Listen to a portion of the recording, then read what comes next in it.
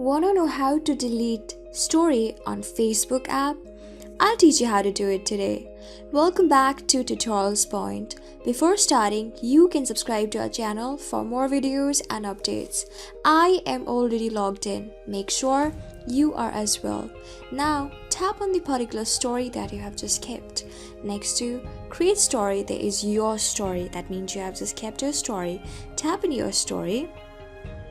Tap on the three straight parallel lines next to the star. Tap on delete photo below archive photo. And if you're sure you want to delete it from your story, tap on delete. Just by doing it, you can see that you have successfully deleted your story on Facebook app.